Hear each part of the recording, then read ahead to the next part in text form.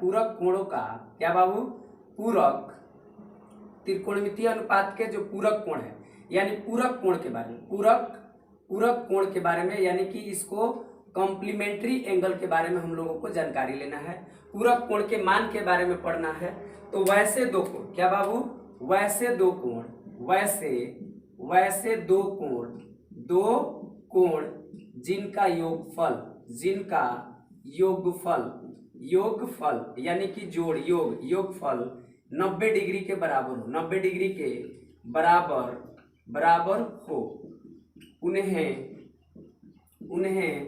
पूरक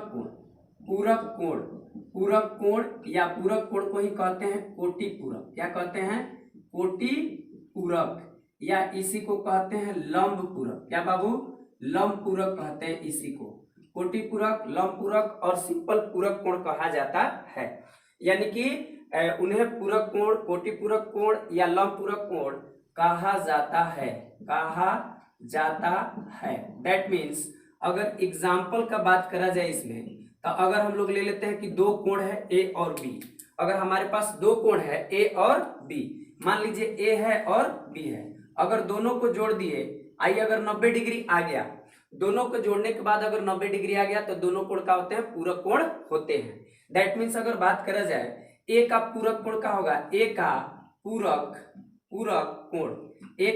कोण का होगा, तो जिसका पूरक कोण पूछेगा बाबू उसको 90 में से क्या कर देंगे, घटा देंगे।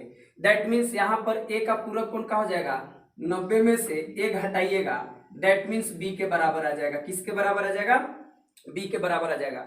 जिसका पूरक कोण पूछेगा, यानी कि आपसे पूछ लिया, अगर आपसे पूछ लिया कि 40 डिग्री का पूरक कोण बताइए, तो 40 डिग्री का पूरक कोण पूछेगा तो क्या करेंगे, 90 में से 40 को घटा देंगे, यानी कि जो 50 आएगा वही आपका क्या हो जाएगा, पूरक कोण।